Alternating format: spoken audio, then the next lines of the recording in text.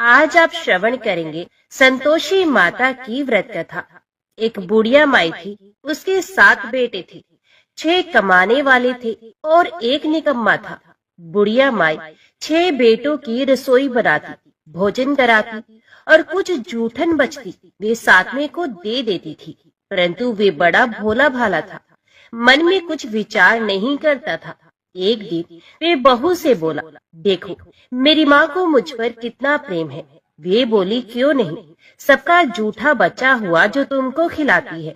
वे बोला, ऐसा हो ही नहीं सकता, मैं जब तक आंखों से ना देख लूं मान नहीं सकता।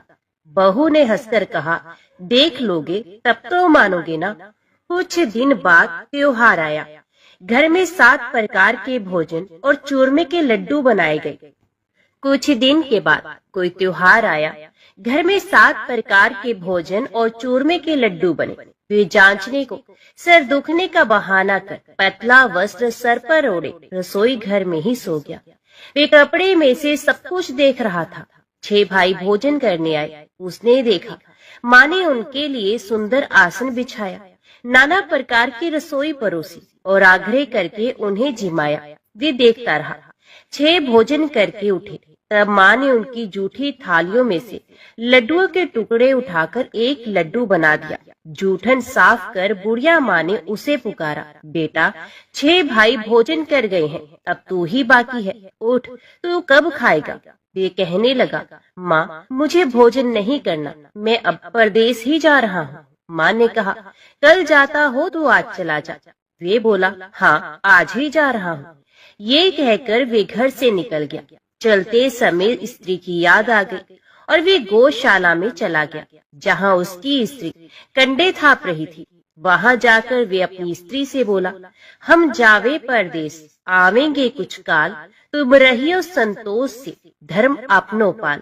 वे बोली, जाओ पिया आनंद से, हमारो सोच हटाए, राम भरोसे हम रहे, ईश्वर तुम्हें सहाय।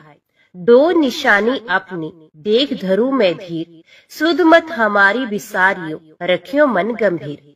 वे बोला, मेरे पास तो कुछ भी नहीं है, यही एक अंगूठी है, सो ले लो और अपनी कुछ निशानी मुझे दे दो।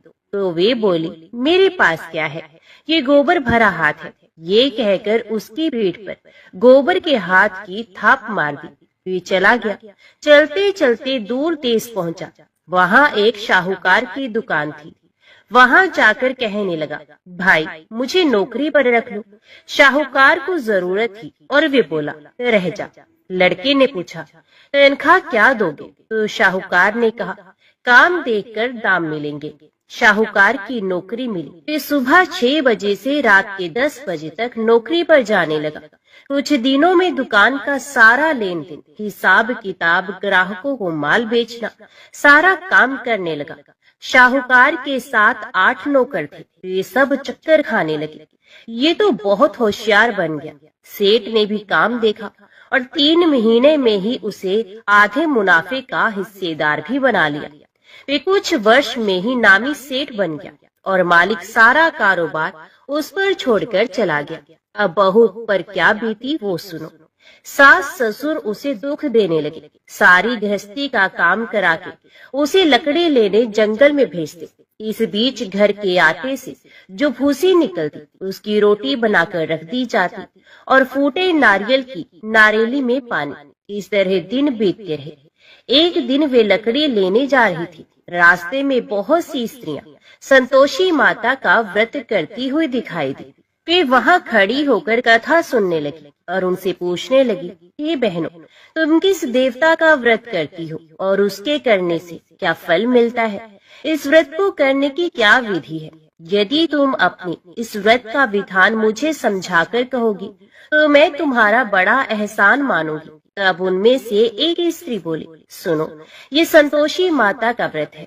इसके करने से निर्धनता, दरिद्रता का नाश होता है, लक्ष्मी आती है, मन की चिंताएं दूर होती हैं, घर में सुख होने से मन को प्रसन्नता और शांति मिलती है, निपुति को पुत्र मिलता है, प्रीतम बाहर गया हो तो शीघ्र घर आता है, कंवारी कन्या को मनपसंद वर मिलता है, राजद्वारे में बहुत दिनों से मुकदमा चल रहा हो तो वो खत्म हो जाता है, कलह क्लेश की निवृत्ति हो, सुख शांति हो जाती है, घर में धन जमा हो, पैसा जायदाद का लाभ हो, रोग दूर हो जाए तथा जो कुछ मन में कामना हो सो सब संतोषी माता की कृपा से पूरी हो जाए, इसमें कोई संदेह नहीं। वे पूछने लगी, ये व्रत कैसे किया जाए, ये भी बताओ तो बड़ी कृपा होगी। वे कहने लगी, 1.25 आने का गुड़ चना लेना, इच्छा हो तो 5.25 आने का लेना, या 1.25 रुपए का भी सहूलियत के अनुसार लेवे, बिना परेशानी और श्रद्धा व प्रेम से जितना भी बन पड़े सवाया लेना। प्रत्येक शुक्रवार को निराहार रहकर कथा सुनना, इसके बीच क्रम टूटे नहीं, लगातार नियम का पालन करना। सुनने वाला कोई न मिले तो घी का दीपक जलाकर उसके आगे या जल के पात्र को सामने रखकर कथा कहना, परंतु नियम ना टूटे। जब कार्य सिद्ध ना हो नियम का पालन करना और कार्य सिद्ध हो जाने पर व्रत का उद्यापन करना। 3 मास में माता फल पूरा करती हैं। यदि किसी के ग्रह खोटे भी हों तो भी माता वर्ष भर में कार्य सिद्ध करती हैं। फल सिद्ध होने पर उद्यापन करना चाहिए, बीच में नहीं। उद्यापन में 2.5 सेर आटे का खाजा तथा इसी परिमाण से खीर तथा चने का साग करना, 8 लड़कों को भोजन कराना, जहाँ तक मिले देवर जेठ भाई बंधु के हो, ना मिले तो रिश्तेदारों और पास पड़ोसियों को बुलाना, उन्हें भोजन करा, यथाशक्ति दक्षिणा दे, माता का नियम पूरा करना। उस दिन घर में खटाई ना खाई जाए। ये सुन बुढ़िया के लड़की की बहू चल दी, रास्ते में लकड़ी के बोझ को बेच दिया और उन पैसों से गुड़ चना ले माता के व्रत की तैयारी कर आगे चली गई और सामने मंदिर देखकर पूछने लगी, ये मंदिर किसका है? सब कहने लगे, माता संतोषी का मंदिर है। ये सुनकर माता के मंदिर में जाकर चरणों में लौटने लगी, दीन हो विनती करने लगी, माँ मैं निपट अज्ञानी हूँ, व्रत के कुछ भी नियम नहीं जानती, मैं दुखी हूँ। हे माता, हे जगत जननी, मेरा दुख दूर कर, मैं तेरी शरण में हूँ। माता को दया आई।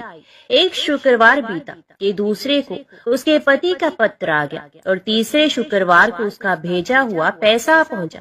ये देख जेठ जेठानी मुंह सिकोड़ने लगे, इतने दिनों में इतना पैसा आया, इसमें क्या बढ़ाई है? लड़के ताने देने लगे, काकी के पास पत्र आने लगे, रुपया आने लगा। अब तो काकी की खातिर बढ़ेगी, अब तो काकी बोलने से भी नहीं बोलेगी। बेचारी सरलता से कहती, भैया कागज आवे रुपया आवे, हम सबके लिए अच्छा है। ऐसा कहकर आंखों में आंसू भरकर संतोषी माता के मंदिर में आकर मातेश्वरी के चरणों में गिरकर रोने लगी। माँ, मैंने तुमसे पैसा कब मांगा है? मुझे पैसे से क्या काम है? मुझे तो अपने सुहाग से काम है, मैं तो अपने स्वामी के दर्शन मांगती हूँ। तब माता ने प्रसन्न होकर कहा, जा बेटी, तेरा स्वामी आएगा।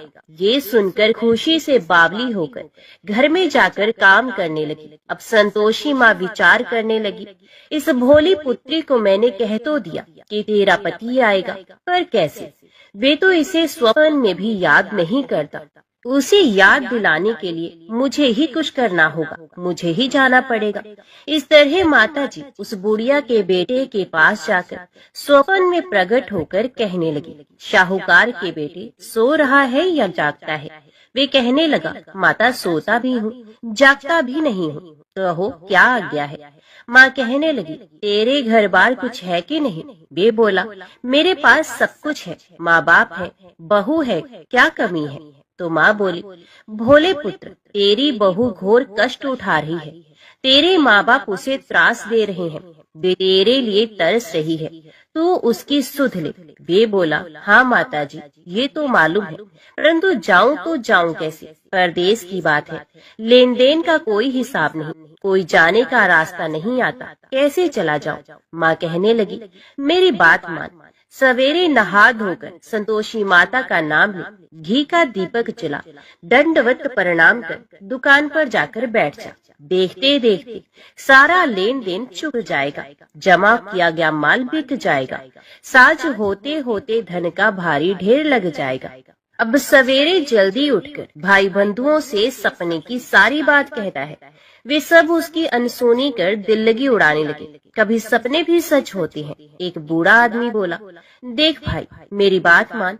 इस प्रकार झूठ साच करने के बदले देवता ने जैसा कहा है वैसा ही करने में तेरा क्या जाता है। अब बूढ़े की बात मानकर वे नहा धोकर संतोषी माता को दंडवत घी का दीपक जला दुकान पर जाकर बैठ जाता है। थोड़ी देर में क्या देखता है कि देने वाले रुपया लाने लगे, लेने वाले हिसाब लेने लगे। कोठे में भरे सामान के खरीदार नकद दाम देकर सौदा करने लगे। शाम तक धन का भारी ढेर लग गया। मन में माता का नाम ले चमत्कार देख प्रसन्न हो घर ले जाने के वास्ते गहने कपड़ा सामान खरीदने लगा। यह काम से निपट तुरंत घर को रवाना हुआ। बहू बेचारी जंगल में लकड़ी लेने जाती है। लौटते वक्त माता जी के मंदिर में विश्राम करती है। वे तो उसके प्रतिदिन रुकने का जो स्थान ठहरा। धूल उड़ती देख वे माता से पूछती है, हे माता, ये धूल कैसे उड़ रही है? माता कहती है, हे पुत्री, तेरा पति आ रहा है। अब तू ऐसा कर, लकड़ियों के 3 बोझ बना ले, एक नदी के किनारे रख और दूसरा मेरे मंदिर पर और तीसरा अपने सर पर रख। तेरे पति को लकड़ियों का गट्ठर देख मोह पैदा होगा। वे यहाँ रुकेगा, नाश्ता पानी खाकर माँ से मिलने जाएगा। तब तू लकड़ियों का बोझ उठाकर जाना और चौक में गट्ठर डालकर जोर से आवाज लगाना, लो सासू जी, लकड़ियों का गट्ठर लो, भूसे की रोटी दो, नारियल के खोपड़े में पानी दो। आज मेहमान कौन आया है? बहुत अच्छा। माता जी से कहकर वे प्रसन्न मन से लकड़ियों के 3 गट्ठर ले आई। एक नदी के किनारे पर, एक माता जी के मंदिर पर रखा। इतने में मुसाफिर आ पहुंचा। सूखी लकड़ी देख उसकी इच्छा उत्पन्न हुई कि हम यहीं पर विश्राम करें और भोजन बनाकर खा पीकर गांव जाएं। इसी तरह रुककर भोजन बना, विश्राम करके गांव को गया। सबसे प्रेम से मिला। उसी समय सर पर लकड़ी का गट्ठर लिए वे उतावली सी आती है। लकड़ियों का भारी बोझ आंगन में डालकर जोर से 3 आवाज देती है, लो सासू जी, लकड़ियों का गट्ठर लो, भूसे की रोटी दो, आज मेहमान कौन आया है? ये सुनकर उसकी सास बाहर आकर अपने दिए हुए कष्टों को भुलाने हेतु कहती है, बहू, ऐसा क्यों कहती है? तेरा मालिक ही तो आया है। आ बैठ, मीठा भात खा, भोजन कर, कपड़े गहने पहन। उसकी आवाज सुनकर उसका पति बाहर आता है। अंगूठी देखकर व्याकुल हो जाता है। माँ से पूछता है, माँ, ये कौन है? तो माँ कहती है, बेटा, ये तेरी बहू है। आज 12 वर्ष हो गए। जब से तू गया है तब से सारे गांव में जानवर की तरह भटकती रहती है। घर का काम काज कुछ करती नहीं, 4 पहर आकर खा जाती है। अब तुझे देखकर भूसी की रोटी और नारियल के खोपड़े में पानी मांगती है। वे लज्जित होकर बोला, ठीक है माँ, मैंने इसे भी देखा और तुम्हें भी देखा। अब दूसरे घर की ताली दो, उसमें रहूंगा। अब माँ बोली, ठीक है बेटा, जैसी तेरी मर्जी हो सो कर। ये कहे ताली का गुच्छा पटक दिया। उसने ताली लेकर दूसरे मकान की 3री मंजिल का कमरा खोल सारा सामान जमाया। एक दिन में राजा के महल जैसा ठाट पाट बन गया। अब क्या था, बहुत सुख भोगने लगे। इतने में शुक्रवार आया।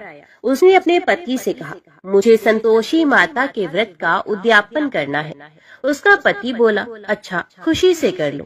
वे उद्यापन की तैयारी करने लगी। जेठानी के लड़कों को भोजन के लिए कहने के लिए गई। उन्होंने मंजूर भी किया, परंतु पीछे से जेठानी ने अपने बच्चों को सिखाया, देखो रे, भोजन के समय सब लोग खटाई मांगना, जिससे उसका उद्यापन पूरा ना हो। लड़के जिमने आए, खीर खाना पेट भर खाया, परंतु बाद में खाते ही कहने लगे, हमें खटाई दो, खीर खाना हमको नहीं भाता, देखकर अरुचि होती है। वे कहने लगी, भाई खटाई किसी को नहीं दी जाएगी, ये तो संतोषी माता का प्रसाद है। लड़के उठ खड़े हुए, बोले, पैसा लाओ। भोली बहू कुछ जानती नहीं थी, उन्हें पैसे दे दिए। लड़के उसी समय हट करके इमली खटाई ले खाने गए। ये देखकर बहू पर माताजी ने कोप किया। राजा के दूत उसके पति को पकड़ कर ले गए। जेठ जेठानी मन माने वचन कहने लगे, लूट लूट कर धन इकट्ठा कर लाया है, अब सब मालूम पड़ जाएगा जब जेल की मार खाएगा। बहू से ये वचन सहन नहीं हुई। रोती हुई माता जी के मंदिर में गई और कहने लगी, हे माता, तुमने क्या किया? हंसाकर भक्तों को रुलाने लगी। तो माता बोली, बेटी, तूने उद्यापन करके मेरा व्रत भंग किया है, इतनी जल्दी सब बातें कैसे भूल गई? वे कहने लगी, माता भूलती तो नहीं, ना कुछ अपराध किया, मैंने तो भूल से लड़कों को पैसे दे दिए थे, मुझे क्षमा कर दो, मैं फिर तुम्हारा उद्यापन करूंगी। माँ बोली, अब भूल मत करना। वे कहती है, अब भूल नहीं होगी, अब बताओ वे कैसे आएंगे? माँ बोली, जा पुत्री, तेरा पति तुझे रास्ते में आता मिलेगा। वे निकली, राह में पति आता ही मिला। वे पूछती है, तुम कहाँ गए थे? तो वे कहने लगा, इतना धन जो कमाया है उसका टैक्स राजा ने मांगा था, वे भरने गया था। वे प्रसन्न होकर बोली, भला हुआ, अब घर को चलो।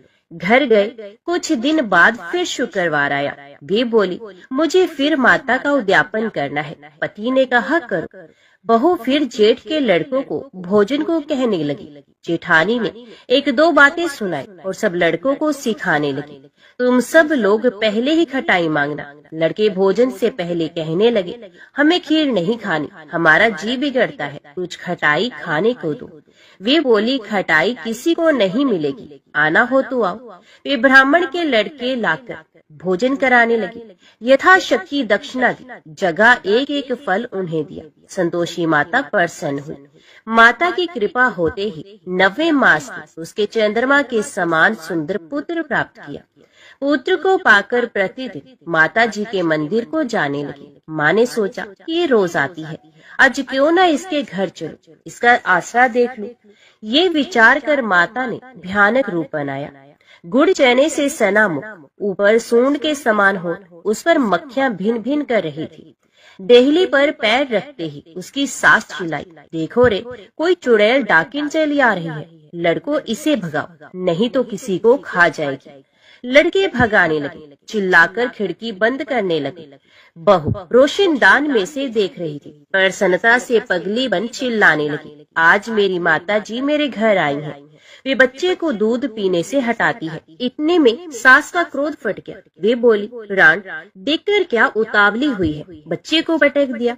इतने में माँ के प्रताप से लड़के ही लड़के नजर आने लगे। वे बोली, माँ, मैं जिसका व्रत करती हूँ ये वही संतोषी माता है। इतना कहकर झट से सारे किवाड़ खोल दिए। सबने माता जी के चरण पकड़ ले और विनती कर कर कहने लगे, हे माता, हम मूर्ख हैं, अज्ञानी हैं, तुम्हारे व्रत की विधि हम नहीं जानते, व्रत भंग कर हमने बड़ा अपराध किया है।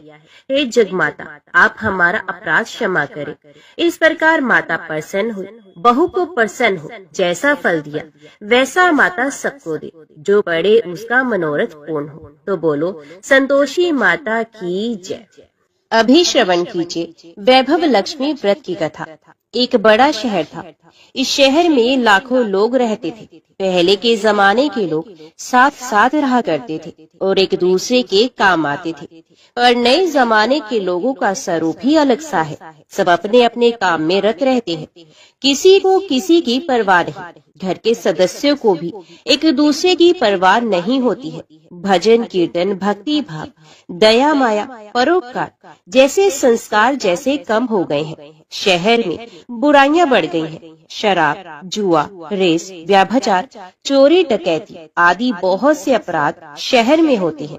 कहावत है कि हजारों निराशा में एक अमर आशा छिपी हुई है।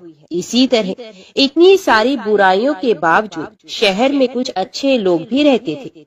ऐसे अच्छे लोगों में शीला और उनके पति की गृहस्थी मानी जाती थी। शीला धार्मिक प्रकृति की और संतोषी थी। उसका पति भी विवेकी और सुशील था। शीला और उनका पति ईमानदारी से जीते थे। वे किसी की बुराई नहीं करते थे और प्रभु भजन में अच्छी तरह समय व्यतीत करते थे। उनकी गृहस्थी आदर्श गृहस्थी थी और शहर के लोग उनकी गृहस्थी की सराहना करते थे।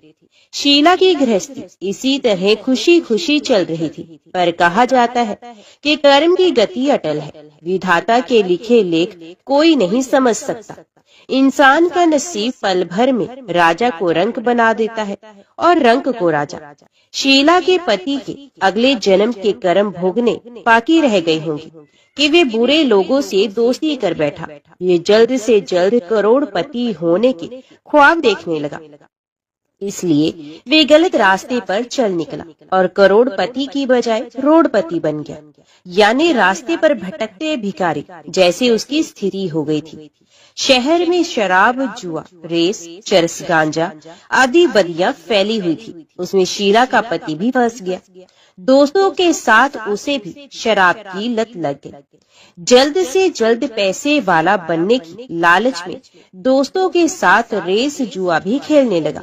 इस तरह बचाई हुई धनराशि, पत्नी के गहने, सब कुछ रेस, जुए में गवा दिया था।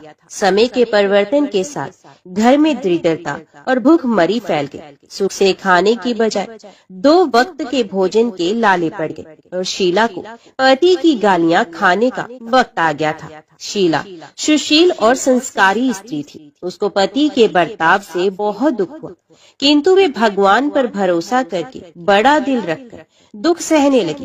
कहा जाता है कि सुख के पीछे दुख और दुख के पीछे सुख आता ही है, इसलिए दुख के बाद सुख आएगा ही। ऐसी श्रद्धा के साथ शीला प्रभु भक्ति में लीन रहने लगी। इस तरह शीला असहनीय दुख सहते सहते प्रभु भक्ति में वक्त बिताने लगी। अचानक एक दिन दोपहर में उनके द्वार पर किसी ने दस्तक दी। शीला सोच में पड़ गई कि मुझ जैसे गरीब के घर इस वक्त कौन आया होगा। फिर भी द्वार पर आए हो अतिथि का आदर करना चाहिए। ऐसे आर्य धर्म के संस्कार वाली शीला ने खड़े होकर द्वार खोला। देखा तो एक मांझी खड़ी थी। वे बड़ी ही उम्र की लगती थी, किंतु उनके चेहरे पर अलौकिक तेज निखर रहा था। उनकी आंखों में से मानो अमृत बह रहा था। उनका भव्य चेहरा करुणा और प्यार से छलकता था। उनको देखते ही शीला के मन में अपार शांति आ गई।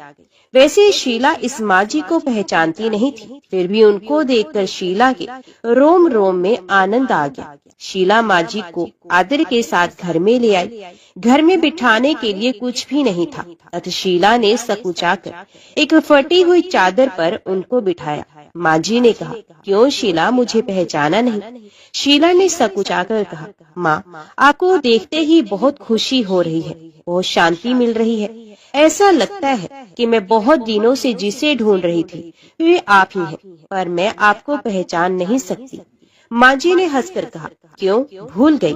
हर शुक्रवार को लक्ष्मी जी के मंदिर में भजन कीर्तन होते हैं, मैं भी वहाँ आती हूँ। वहाँ हर शुक्रवार को हम मिलते हैं।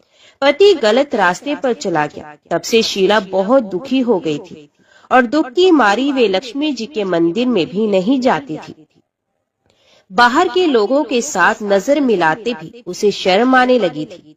उसने याददाश्त पर जोर दिया, पर वे मांझी को याद नहीं कर पा रही थी। तभी मांझी ने कहा, तू लक्ष्मी जी के मंदिर में कितने मधुर भजन गाती थी, अभी अभी तू दिखाई नहीं देती थी, इसलिए मुझे हुआ कि तू क्यों नहीं आती है, कहीं बीमार तो नहीं हो गई? ऐसा सोचकर मैं तुझसे मिलने आ गई।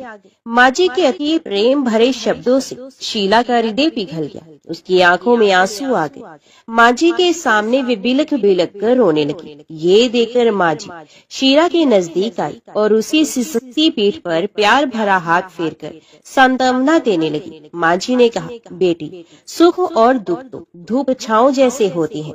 धैर्य रखो बेटी, और तुझे परेशानी क्या है? तेरे दुख की बात मुझे सुना, तेरा मन हल्का हो जाएगा और तेरे दुख का कोई उपाय भी मिल जाएगा।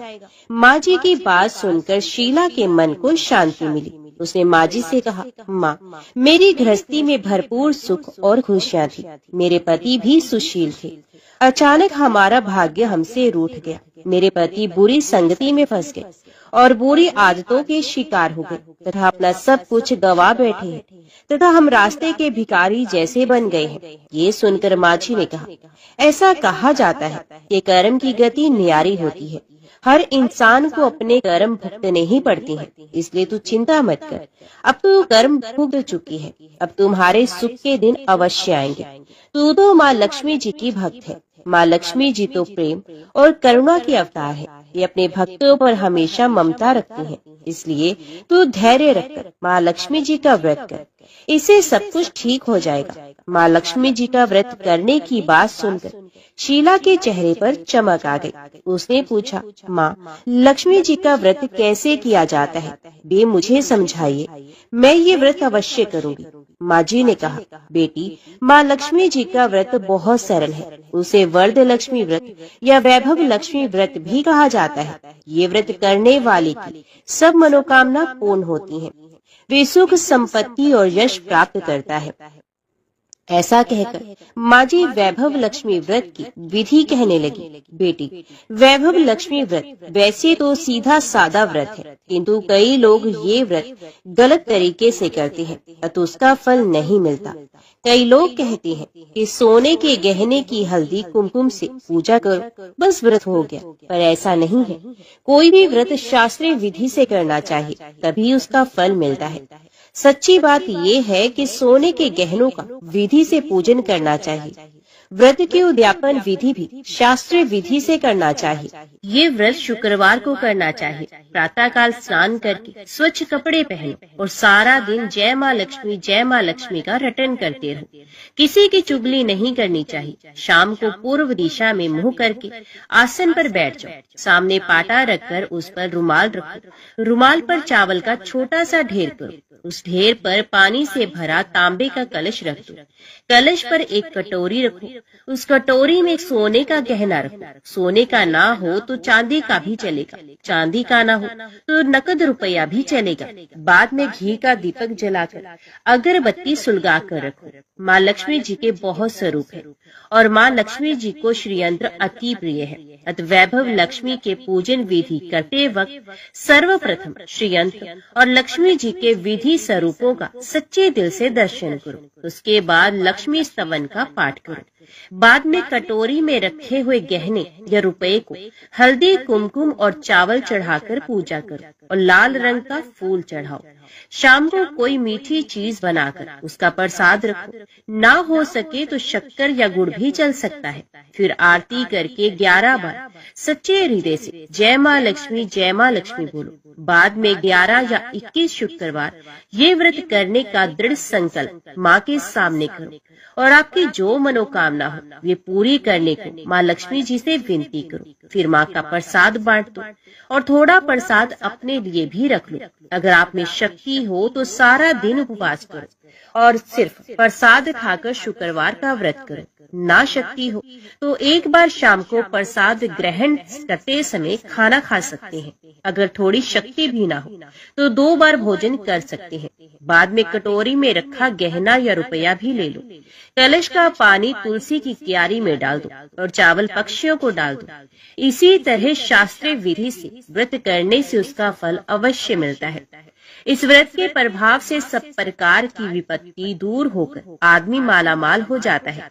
संतान ना हो तो संतान प्राप्ति होती है। सौभाग्यवती स्त्री का सौभाग्य अखंड रहता है। कुंवारी लड़की को मनभावन पति मिलता है। शीला ये सुनकर आनंदित हो गई।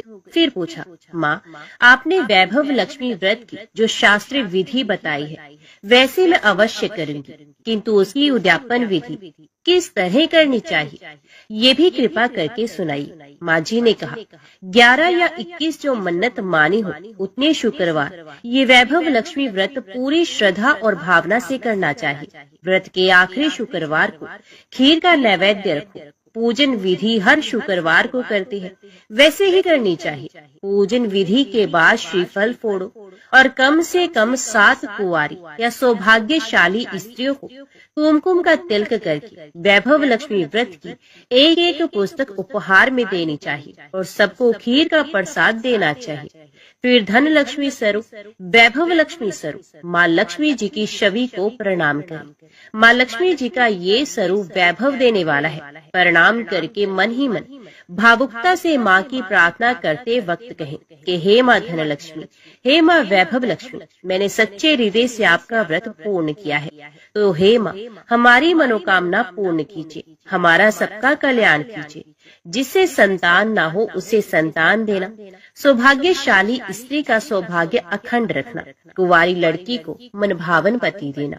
आपका ये चमत्कारी वैभव लक्ष्मी व्रत जो भी करे उसके सब विपत्ति को दूर करना, सबको सुखी करना।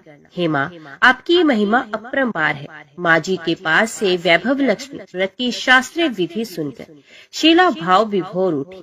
उसे लगा मानो सुख का रास्ता मिल गया। उसने आंखें बंद करके मन ही मन उसी क्षण संकल्प लिया कि हे वैभव लक्ष्मी माँ, मैं भी माँ जी के कहे अनुसार श्रद्धा पूर्वक शास्त्रीय विधि से वैभव लक्ष्मी व्रत 21 शुक्रवार तक करूंगी और व्रत की शास्त्रीय रीति के अनुसार उद्यापन भी करूंगी। शीला ने संकल्प करके आंखें खोली तो सामने कोई नहीं था। ये विस्मित हो गई कि माँ जी कहाँ चली गई।